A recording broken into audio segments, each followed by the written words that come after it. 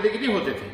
ये और बात है, कम हुआ करते थे क्योंकि उनकी जिंदगी नेचुरल थी, मेहनतों की, मशक्कतों की थी। आज बैठ के कुर्सियों पे खाकर पेट बड़ा कर लिया, बॉडी कर लिया, फिर उसको कम करने के लिए आदमी दवाएं खाता है, मेहनत करता है, मशक्कत करता है, जिम करता है और जहीम करता है, पता नहीं क्या क्या रजीम करता है, क्या क्या करता है कि नहीं। तो ये इंसान जो है बहरहाल तब इसलिए मरीज भी होता है। पहले 100 200 150 बरस लोग जीते थे, 140 130, आज जो है 60 बरस में इस दुनिया से रुख चले जाते हैं, 60 70 बरस 80 बरस में चले जाते हैं। वजह यह है कि वो अल्लाह ताला ने जो नेमतें, जो चीज़ें दी हैं, कुछ लोग उसमें ज़्यादती करते हैं, कुछ लोग उसमें कमी करते हैं। कुछ लोग अपनी बदमाशियों की वजह से हलाक व बर्बाद हो जाते हैं। जैसे तंबाकू है, गुटखा है, सिगरेट है, पान है, ये तमाम सब चीज़ें खा करके आदमी कैंसर का मरीज हो जाता है। तो ये उनकी अपनी शरारतें हैं, वो बीमारियां जो हैं अल्लाह ताला ने वो खुद ही बीमारियां उन्होंने बुलाई हुई हैं। तंबाकू खाता है, सिगरेट पीता है, गुटखा खाता है। यहाँ मौत के सौदागर बैठे हुए लोग हैं जो अपनी कमाइयों के लिए आपको जहर माहौल सब खिला पिला देते हैं, गलीज सब मिक्स करके खिला पिला देते हैं। आज इंसान बहुत ज़्यादा जो मौत का शिकार है इन्हीं तंबाकू और बीड़ी और सिगरेट और गुटके और ये जो जहर बेचते हैं बाज़ारों में। आपके हाइल में भी उधर बंगाली उधर जो मार्केट है शहर में भी, शहर में वहाँ भी देखो टोकरे रख करके बेचते हैं, जहर बेचते हैं। ऐसे लोगों के टोकरे लात मार के भगा देते, जिनको लात मारने पुलिस को पकड़ा। क्यों? इसलिए कि यहाँ पर छुप के, और जैसे ही पुलिस देखते हैं वैसे ही लेके भाग जाते हैं, कार्टून बंद करके उसी के ऊपर बैठ जाते हैं। इतने बड़े चोर हैं। ये मौत है, ये मौत आज दुनिया के अंदर मुसलमानों के मुल्कों में यही सब चीज़ें जो है क्या कहते हैं इम्पोर्ट की गई हैं दुश्मन, ताकि इसे खा के पी के आदमी कैंसर का मरीज हो जाए। 99% लोग तंबाकू, बीड़ी, सिगरेट, गुटखों से कैंसर के मरीज हो रहे हैं, मर रहे हैं। आप देखो, आपके बच्चे हैं, आपके औलाद हैं, आपकी बीवी बच्चे हैं, आप वहाँ सिगरेट पीते हो, वहाँ तंबाकू और ये खाते हो। वो बेचारे, उनको पता है आज के ज़माने के बच्चों को कि जनाब अली ये मौत है, ये मौत के मुंह में ले जाने वाला मेरा बाप मौत को खा रहा है। तो आप बताओ कि वो क्या सोचते होंगे। कल को आप जब कैंसर के मरीज हुए, यहाँ काटने का आया, यहाँ काटने का आया, कलेजा काटने का आया, या फिर दिल आंखें काटने को आए, कितने पैसे लगते हैं, लाखों। बेटा कहाँ से आएगा आपका? तो जब आप ये जहर खाते हो तो सोचो आपके बीवी के बारे में, अपने बच्चों के बारे में, कि हम अपने बच्चों के ऊपर जुल्म कर रहे हैं। अपने ऊपर नहीं, अपने बच्चों के ऊपर भी जुल्म कर रहे हैं। यहाँ मजा आ रहा है सब कुछ, ये मजा नहीं है, ये आपका नशा है, ये हराम है इस्लाम के अंदर, जो आपकी सेहत तंदुरुस्ती को कैंसर की तरफ ले जा रहा है। इसलिए अल्लाह के लिए तौबा करो इससे। इस्लाम में भी इसके लिए हुर्मत है, डॉक्टर भी बाकायदे। इसीलिए सऊदी अरब ने देखिए अभी खूब बढ़ा दिया है, इसकी कीमत बढ़ा दी है सिगरेटों की। पहले 5 रियाल में मिलती थी, आज 35 40 45 रियाल में सिगरेट की पैकेट मिलती है। क्यों? गवर्नमेंट नहीं चाहती कि आदमी मरीज हो, क्योंकि उसके हॉस्पिटल में जाएंगे, उसका खर्चा बढ़ेगा, इधर भी खर्चा, उधर भी खर्चा, घर वाले की, उनके बाल बच्चों के खर्चे, उनके बीवी के खर्चे, सब कुछ देना पड़ता है। इसलिए दुनिया की तमाम गवर्नमेंटों को इसके ऊपर पाबंदी लगा देनी चाहिए। लेकिन नहीं, जो गवर्नमेंट है इससे अपने इक्तसादियात, अपनी माशियात और अपने क्या कहते हैं, अपने इकोनॉमी में तरक्की कर रही है। वो क्यों? अमेरिका सबसे बड़ा मंशियात का सौदागर है, अल्लाह की लानत हो उस खबीसों पर, सबसे बड़ा। और हथियारों का दो इंपॉर्टेंट चीजें हैं जिसकी वजह से अमेरिका चल रहा है। एक है मंशियात, पूरी दुनिया के अंदर ड्रग्स, हेरोइन और सफेद पाउडर, गोलियां, यही सब ये खबीस जो है बेच कर लोगों को हिलाक कर रहा है।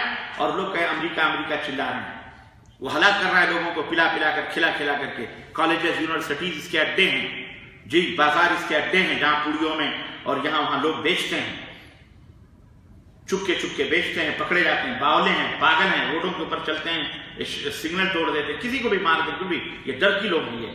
आप जब सड़क पर गाड़ी लेके चला करो तो बहुत संभाल के चला करो, ये ना सोचो कि, और ज्यादा झगड़ा लड़ाई से बचो। क्यों? रोड पर चलने वाला हर आदमी शरीफ नहीं होता। पता नहीं वो जेल का भागा हुआ हो, पता नहीं वो डाकू हो, पता नहीं वो नफ्सियात का साइकोलॉजिक मरीज हो, बीमार हो, पता नहीं वो गोली खाता हो, नशा हो उसको, पता नहीं वो किस हालत में। इसलिए कोई अगर वो करे तो सुकून के साथ अपना गुजर जाए। ज्यादा झगड़े लड़ाई ये फट न किया करो। समझ में आई कि नहीं? भले आप सऊदी अरब में, इसलिए ये निज़ाम, ये कायदा बता दें। अपने मुल्कों में तो खैर कोई बात नहीं, अपने मुल्कों में तो कटना पिटना ही जिंदगी है। हाँ, यहाँ तो नहीं, लेकिन अपने मुल्कों में तो हम बगैर मार पीट किए हुए, वो गाड़ी टकराई तो सबसे पहले गाड़ी टूटी तो फिर हमारे एक दूसरे के मुंह तोड़ते हैं। इतने बावले हैं हम کہ ہم ایک دوسرے کا منہ توڑنے پہ لگ جاتے ہیں. گاڑی ٹوٹی ہے نا، وہ بن جائے گی، لیکن ایک دوسرے کا منہ تو نہ توڑو. وہ اس کی ماں، اس کی بہن، اس کی گالی، اس کا گریبان، آپس میں لڑتے ہیں. لیکن اس کے برعکس سعودی عرب میں دیکھو، سعودی عرب میں کیا ہے، میں نہیں بتاؤں گا، آپ ہی بتاؤ. گاڑی اگر ٹکراتی ہے تو کیا ہوتا ہے؟ مرور اپنی جگہ ہے، اس سے پہلے آپ کا اخلاق آگے آتا ہے. گاڑی ٹکراتی ہے، کچھ بھی ہوا، دونوں ڈرائیور بچے ہیں، اترتے ہیں، سلام کرتے ہیں، دیکھتے ہیں ایک دوسرے، سلامات انشاءاللہ، سلامات، اللہ سلامت رکھے، بچے ہو، ہاتھ پیر سلامت ہے، کچھ ہوا تو نہیں، یہ جو پوچھتے ہیں، ہے کہ نہیں؟ مرور والا یعنی ٹریفک پولیس والا آتا ہے کہ وہ بھی سب سے پوچھتا ہے سب خیریت سے ہو نا؟ ہاں خلاص. اس کے بعد لین دین، کیسے کیا کرنا، سیٹنگ فٹنگ جو ہوتی ہے وہ ہوتی ہے. یہ طریقہ ہے انسانیت کا. ہمارے یہاں حیوان لوگ رہتے ہیں، حیوان جانور لوگ رہتے ہیں، اور ان جانوروں کے بیچ میں رہ کر انسان بھی حیوان اور جانور میں جاتا ہے. اب گاڑی ٹوٹی ہے تو آپس میں کیوں پھیٹا کر رہا ہے، کیوں لڑائی کر رہا ہے، کیوں ایک دوسرے کے گریبان پکڑ رہا ہے؟ کیا بن جائے گی اس سے گاڑی؟ سکون سے رہے، پولیس کو بولا یا آپس میں بٹوالی کرو، بھائی ہماری غلطی تمہاری غلطی نہیں ہو پا رہی ہے تو پولیس آئے گی، بلوا لو، بات ہی ختم. لیکن نہیں، اللہ تعالیٰ ہدایت فرمائے. تو غرض کہنے کا مطلب یہ ہے کہ سڑکوں کے اوپر چلو تو بہت سوچ سمجھ کے چلا کرو. یہ نہ سوچو کہ ہر آدمی صحیح ہے، ہو سکتا ہے نفسیات کا مالک، ہو سکتا ہے گاڑی میں پستول رکھا ہو سکتا ہے کچھ بھی. آپ کو لا کر کے اکیلے ختم کر دیں تو کیا کریں گے آپ لڑائی؟ اس لیے صبر اور قوت برداشت، آپ کے اندر تحمل ہونا چاہیے، قوت برداشت ہونی چاہیے. اور جو ہے کچھ بھی ہو، 10-20 زیادہ ہی جائے، عزت کے ساتھ وہاں سے اپنا نکل کر کے اپنی گاڑی صحیح کرو یا اس کی بھی گاڑی، نو پرابلم. آپ بچے ہو نا، سلامت ہو، آپ سلامت ہیں تو خلاص ساری دنیا سلامت ہے. لیکن آپ ہی اگر ختم ہو گئے، انجرڈ ہو گئے، ختم تو گئے، خلاص اب کیا کریں، کچھ بھی نہیں. تو خیر، عرض کرنے کا مطلب یہ ہے عزیزان گرامی کہ یہ دنیا اللہ مسبب الاسباب ہے. اللہ نے یہاں سبب پیدا کیا ہے اچھائی کا. کوئی بھی بیماری اتری ہے تو اس کے لیے دوا بھی اللہ تعالیٰ نے اتاری ہے، یہ بھی سبب ہے. اور اس کے لیے دعا بھی ہے. دوا اور دعا دونوں ضروری ہے.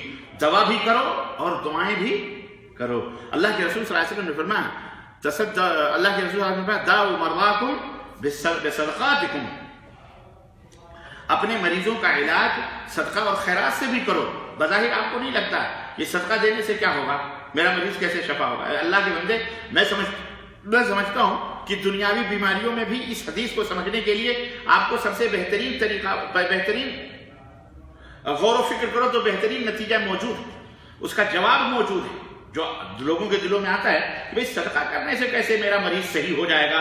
ایک سوال ہے، صدقہ ہم غریب اور مسکین کو دیں گے تو میرا مریض کیسے صحیح ہوگا. میں آپ سے ایک سوال کرنا چاہتا ہوں، درد آپ کی آنکھوں میں ہے، درد آپ کے کان میں ہے، سپوز ہے کہ نہیں، اور ڈاکٹر آپ کو گولیاں کھانے کے لیے دیتا ہے. کیا کہتا ہے؟ یہ گولیاں کھاؤ، آپ کا درد کیا ہو جائے گا. گولی کان میں جاتی ہے یا پیٹ میں جاتی ہے؟ تو پیٹ میں جاتی ہے تو اس سے کان کیسے صحیح ہو جاتا ہے؟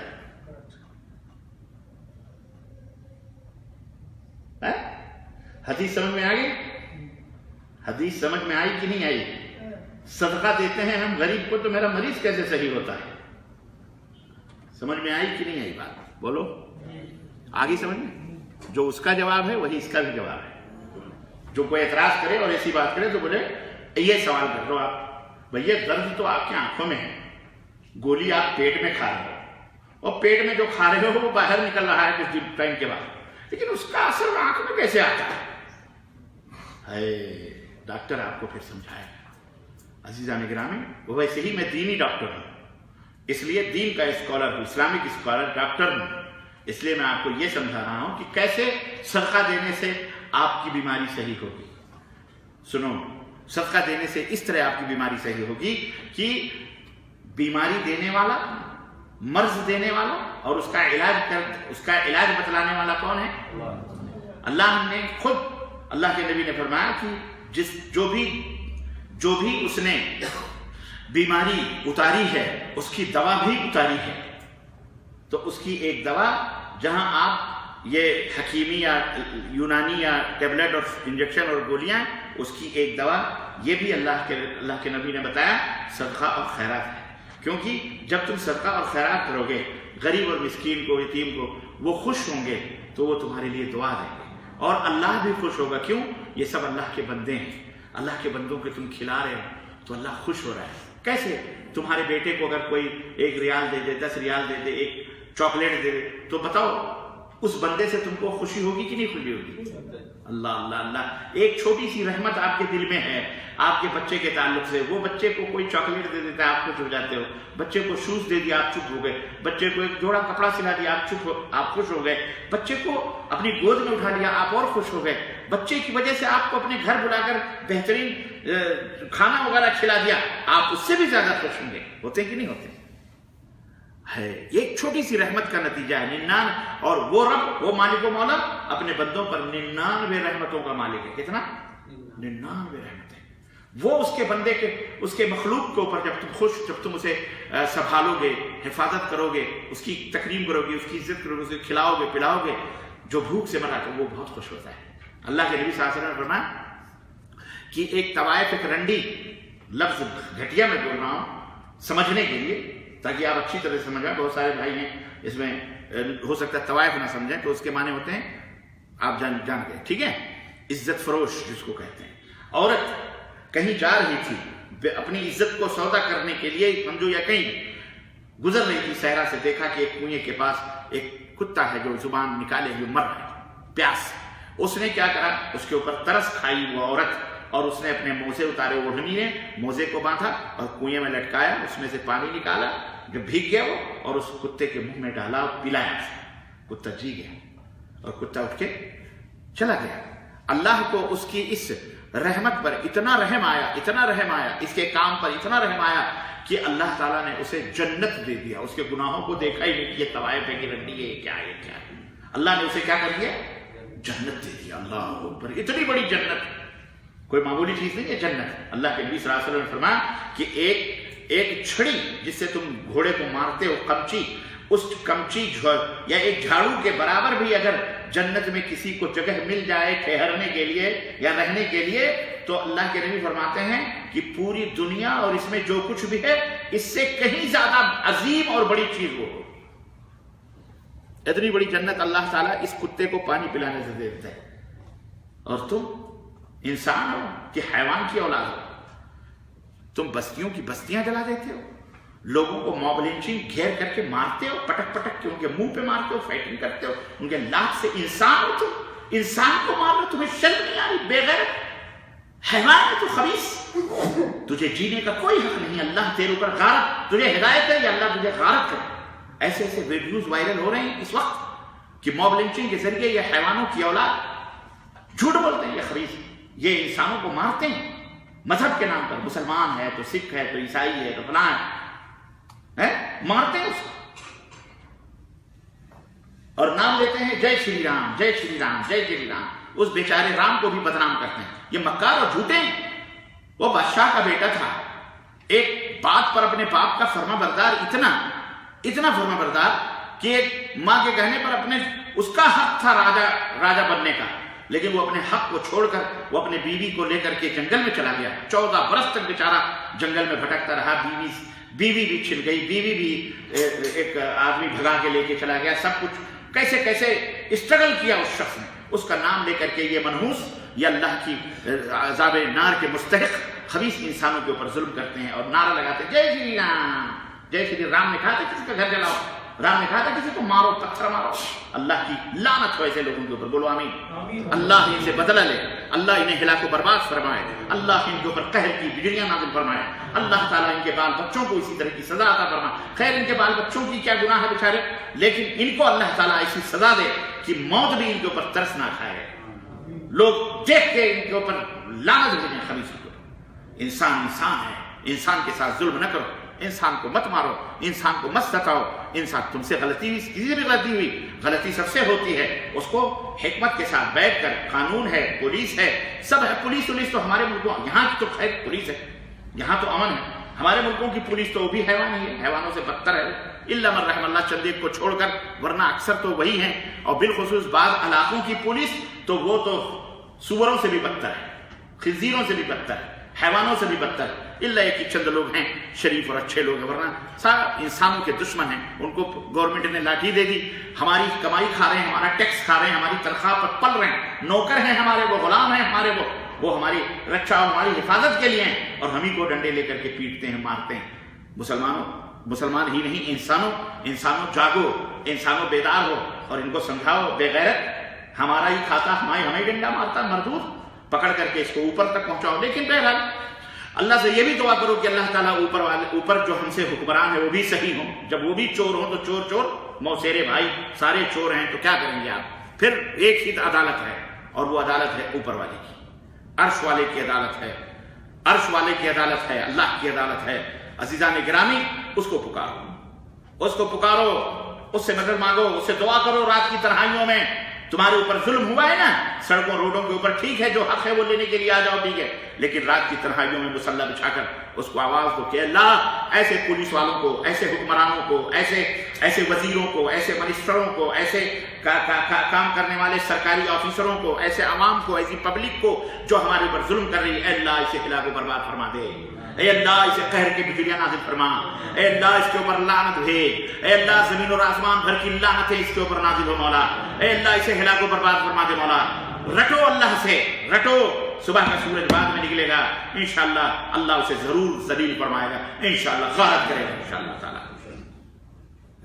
ہمارا رب وہ ہے جو ساتوں آسمانوں کے اوپر بلند، عرش کے اوپر بلند، وہاں سے ہماری آوازوں کو سنتا ہے۔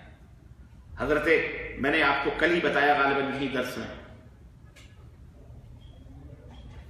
دلوں کی آہوں سے بچو۔ اللہ کے نبی نے فرمایا واتق دعوت المظلوم، مظلوم کے دل کی آہ سے بچو، اس لیے کہ اس کے درمیان اور اللہ کے درمیان کوئی پردہ نہیں ہوتا ہے۔ اس لیے عزیزان گرامی، سب سے بڑا تمہارا ہتھیار کیا ہے؟ سب سے بڑا ہتھیار، کوئی ہتھیار اس کے سامنے کام آنے والا ہے، سب فیل ہے انشاءاللہ تعالی۔ مجبور ہو، مظلوم ہو، اللہ سے دعا، سمجھ میں بات آئی؟ اب آؤ، کہتے ہو ہم دعا تو کرتے ہیں، قبول کیوں نہیں ہوتی؟ مانگتے ہیں اللہ سے، دعا قبول کیوں نہیں ہوتی؟ خود اپنے دل سے پوچھو۔ ایک شخص نبی کریم صلی اللہ علیہ وسلم کی خدمت میں حاضر ہوا، اس نے کہا کہ اللہ کے نبی صلی اللہ علیہ وسلم کسی چیز کے بارے میں سوال کیا، تو آپ نے فرمایا کہ اپنے دل سے فتویٰ پوچھو، سوال اپنے دل سے کرو، تمہارا ضمیر، تمہارا دل خود بتائے گا، کیونکہ صحیح کیا ہے غلط کیا ہے، کیونکہ دل سب سے بڑا مفتی ہوتا ہے، سب سے بڑا مفتی دل ہوتا ہے۔ پوچھو اپنے دل سے کہ ہماری دعا کیوں قبول نہیں ہوتی۔ امام حسن بصری رحمت اللہ علیہ صحابہ کے شاگرد تھے، ان کو تابعی کہا جاتا ہے، بڑے تابعین میں شمار ہوتے تھے۔ وہ کہتے ہیں کہ جب ہم تین چیزوں میں گمراہیاں دیکھتے تھے، نافرمانیاں دیکھتے تھے، تو ہم سمجھ جاتے تھے کہ ہمارا کہیں معاملہ اللہ سے گڑبڑ ہے۔ سواری میں جب وہ بدکتی تھی، یا موقع پر حاضر نہیں ہوتی تھی، یا بیمار ہو جاتی تھی، یا چلتی تھی نہیں چلتی تھی، یا بدماش ہو جاتی تھی، بگڑ جاتے ہیں نا سواریاں، جانور بھی، جیسے گاڑی آپ کی خراب ہو جاتی ہے، سیلف دبا رہے نہیں دب رہی ہے، بریک فیل ہو گیا، یا ٹائر پنچر ہو گیا، یا کہیں جا کر کے لڑک گئی، یہ سب چیزیں ہیں، اسباب ہیں۔ یہ آپ یہ نہ سوچیں کہ اچانک اتفاق ہوا، آپ غور کریں گے تو آپ کو اس کا جواب ملے گا۔ تو کہتے تھے اپنی سواری میں جب کبھی ہم کوئی گڑبڑ دیکھتے تھے، اپنے نوکر میں گڑبڑ دیکھتے تھے، وہ کہتے تھے یہ کر، وہ نہیں کرتا تھا، یہاں جا وہاں جا وہ نہیں کرتا تھا، نافرمانی دیکھتے تھے۔ بیوی میں گڑبڑ دیکھتے تھے کہ وہ فرمانبرداری نہیں کر رہی ہے، کوئی بات کو ناراض ہے، یا منہ لڑا رہی ہے، زبان لڑا رہی ہے، یا حکم دو تو نہیں کرتی۔ تو ہم یہ تینوں چیزوں میں جب گڑبڑی دیکھتے تھے تو ہم اپنے نفس کا مراجعہ کرتے تھے اور یہ سوچتے تھے کہ ہمارے میں اور اللہ کے درمیان کچھ نافرمانیوں کا مسئلہ تو نہیں ہے، کہیں میں نافرمانی تو اللہ کی نہیں کر رہا ہوں، کیونکہ وہ سب سے بڑا مالک ہے جو سب کو صحیح کرنے والا ہے۔ نوکر کو بھی صحیح کرنے والا وہی، بیوی کو صحیح کرنے والا وہی، سواری کو صحیح کرنے والا، دنیا کو اصلاح کرنے والا کون ہے؟ اللہ عز و جل۔ تو آخر اس میں گڑبڑی کیوں آئی؟ تو وہاں ہم مشاہدہ اپنا مراجعہ کرتے تھے، پھر اللہ سے توبہ کرتے تھے، دعا کرتے تھے، اور اپنے تعلقات اللہ سے استوار کر لیتے تھے، صدقہ خیرات کر لیتے تھے۔ تو صدقہ خیرات کرنے سے وہ مالک خوش ہو جاتا ہے، تو ہر چیز صحیح کر دیتا ہے، بیمار کو شفا دے دیتا ہے۔ صحت کو، تندرستی کو عطا کرنے والا کون ہے؟ اللہ عز و جل ہے۔ مریضوں کو شفا دینے والا امن یجیب المضطر اذا دعاہ، کون ہے جو کروٹ بدلتے ہوئے مریض کی کراہ کو سن کر شفا دیتا ہے؟ اللہ کے سوا الہ مع اللہ، کیا اللہ کے سوا بھی کوئی دوسرا معبود ہے؟ کوئی معبود نہیں، نہ کوئی نبی، نہ کوئی رسول، نہ کوئی پیر، نہ کوئی پیغمبر، کوئی بھی نہیں ہے۔ کون ہے؟ اللہ عز و جل ہی ہے جو سب کو شفا دیتا ہے۔ تو جب تم صدقہ خیرات کرتے ہو تو اللہ تبارک تعالیٰ خوش ہوتا ہے، اور اس خوش ہو کر کے تمہاری بیماریوں کو بھی اس طرح سے اللہ کے نبی نے فرمایا اپنے صدقات اور خیرات سے مریضوں کا علاج کرو، مریضیوں کا علاج کرو، اور پھر دوائیں بھی کھاؤ، ٹھیک ہے؟ تو عزیزان گرامی، دعا قبول اس لیے کیوں نہیں ہوتی ہے؟ اس کے بھی کئی اسباب ہیں، ان میں سے ایک سبب حرام کھانا ہے۔ حرام کھانا، حرام پہننا، حرام پینا، حرام کاری، حرام سے مال کمانا، اس لیے دعا قبول نہیں ہوتی۔ سب سے بڑا مفتی آپ کا دل ہے، آپ پوچھو اپنے دل سے، ہم کو بتانے کی ضرورت نہیں ہے کہ دعا کہ آپ کی دعائیں مانگتے ہو اتنا بڑا ہتھیار ہے، ہتھیار چلاتے ہو پھر بھی وہ ہتھیار کامیاب نہیں ہو رہا ہے۔ غریبی دور کرنا چاہتے ہو، حرام کاری سے، حرام خوری سے غریبی نہیں دور ہوتی اور بڑھتی ہے۔ جس گھر میں زناکاری ہوتی ہے وہ گھر میں غربت اور افلاس ڈیرا ڈالتے ہیں۔ زانی آدمی جو ہوتا ہے یا زانی گھرانہ، وہ کبھی بھی مالدار نہیں ہو سکتا یار، خلاش کا خلاش رہتا ہے، فقیر ہو جاتا ہے، یا اس کی آل اولاد اس سے الگ برباد ہو جاتا ہے، سکون نہیں رہتا اس کو۔ تو حرام جس کا لباس ہو، حرام جس کا کھانا ہو، حرام جس کا پینا ہو، حرام جس کی سواری ہو، حرام جس کا لباس ہو، اس کی دعا اللہ قبول نہیں کرتا۔ یہ سب سے بڑی رکاوٹ ہے۔ دلیل نبی کریم صلی اللہ علیہ وسلم نے فرمایا الرجل یطیل السفر اشعث واغبر یمد یدہ الی السماء یا رب یا رب ومطعمه حرام ومشربه حرام وملبسه حرام وغذی بالحرام فأنى يستجاب له۔ اللہ کے رسول صلی اللہ علیہ وسلم نے فرمایا کہ آدمی لمبا سفر کرے، اتنے لمبے سفر، بال اڑ جائیں، پراگندہ ہو جائیں۔ پہلے تو سفر سواریوں پہ ہوتے تھے، گرد و غبار سے کپڑے، بدن، جسم سب گندے میلے ہو جائیں، غبار آلود ہو جائے۔ آسمان کی طرف پھر ہاتھ اٹھا کے سواری میں بیٹھے بیٹھے یا اتر کے، یا رب، اے میرے اللہ، اے میرے پروردگار، اے میرے مالک، یا رب پکارتا ہے، کہے گا، حالانکہ اس کا کھانا بھی حرام، اس کا پینا بھی حرام کا، اس کا لباس بھی حرام کا، اور جو غذا ہے وہ بھی حرام کا، پرورش بھی حرام غذا سے ہوئی ہے۔ تو اللہ کے رسول صلی اللہ علیہ وسلم فرماتے ہیں فَأَنَّى يُسْتَجَابُ لَهُ، پھر اس کی دعا کہاں قبول ہوتی ہے؟ ارے جس کا اوڑھنا بچھونا حرام کا، جس کا کھانا پینا حرام کا، جس کا گھر لباس حرام کا، اس کی دعا اللہ تعالیٰ قبول۔ تو یہ ہے سب سے بڑی وجہ دعا کی قبولیت میں رکاوٹ کا، کہ ہماری دعا کیوں نہیں قبول ہوتی۔ ہر آدمی کو سوچنا چاہیے، ہر مرد کو سوچنا چاہیے، ہر عورت کو سوچنا چاہیے، ہر شخص کو سوچنا چاہیے۔ ایک دوسری حدیث میں اللہ کے رسول صلی اللہ علیہ وسلم سے ایک صحابی نے کہا، حضرت سعد رضی اللہ تعالیٰ نے کہا اللہ کے نبی دعا کر دیجیے تاکہ میں مستجاب الدعوہ ہو جاؤں۔ مستجاب الدعوہ یعنی جب بھی میں دعا مانگوں تو اللہ تعالیٰ میری دعا قبول کرے، جب بھی میں اللہ سے کچھ مانگوں تو میری دعا اللہ تعالیٰ ایسی دعا میرے لیے فرما دیجیے کہ میں مجاب الدعوہ ہو جاؤں۔ تو اللہ کے رسول صلی اللہ علیہ وسلم نے دعا نہیں فرمائی، بلکہ ایسا بننے کے لیے عملی طور پر حکم دیا، کام کرنے کے لیے کیا فرمایا؟ یا سعد اطب مطعمک کن مجاب الدعوہ او مستجاب الدعوہ۔ اے سعد اپنے کھانے کو حلال کر لے، اللہ سے جب بھی جو مانگے گا اللہ تجھے عطا کرے۔ سوچو، تو اگر دعائیں قبول نہیں ہوتی ہیں تو اور بھی اسباب ہیں۔